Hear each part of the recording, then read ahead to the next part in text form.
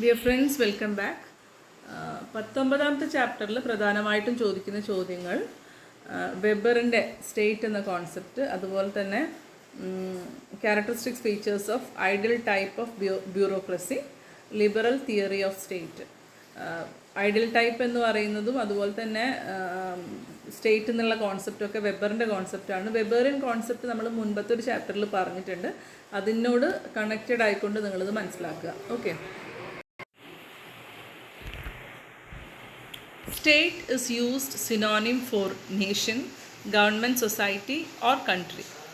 Prerequisites of the state are sovereign power, which implies supreme authority or power. ഇതൊക്കെയാണ് സ്റ്റേറ്റിനെ കുറിച്ചുള്ളൊരു നിർവചനം എന്ന് പറയുന്നത്.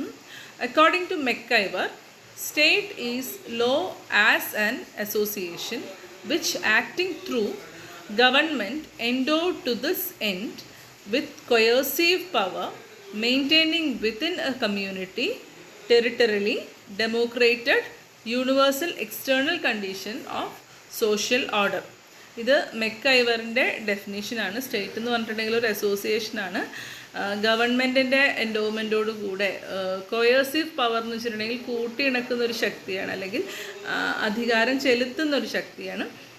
അതുവഴി മെയിൻറ്റെയിൻ ചെയ്യപ്പെടുന്ന ഒരു കമ്മ്യൂണിറ്റി അല്ലെങ്കിൽ ഒരു ടെറിട്ടറി, അതിനെയാണ് നമ്മൾ എന്തെന്ന് പറയുന്നത്, സ്റ്റേറ്റ് എന്ന് പറയുന്നത് എന്നാണ് അദ്ദേഹം പറയുന്നത്.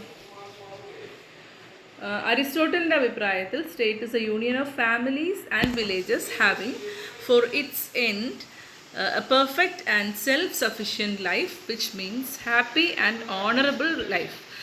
അരിസ്റ്റോട്ടലിൻ്റെ ഒരു നിർവചനമാണിത്. ഇതല്ല നിങ്ങൾ മെക്കൈവറിൻ്റെത് പഠിച്ചോളൂ, കുറച്ചും കൂടെ അതായിരിക്കും better.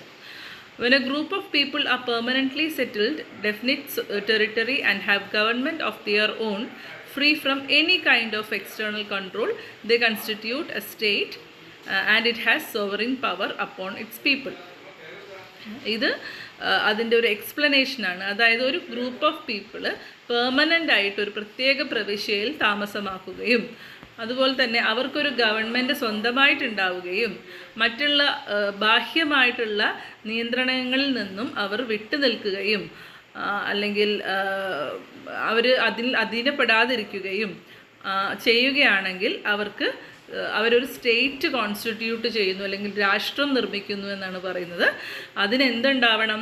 Sovereign power upon the people, സർവാധിപത്യം, അതിൻ്റെ ജനങ്ങളുടെ പുറത്ത് സർവാധിപത്യം ഉണ്ടാവുകയും ചെയ്യണം. ഓക്കെ.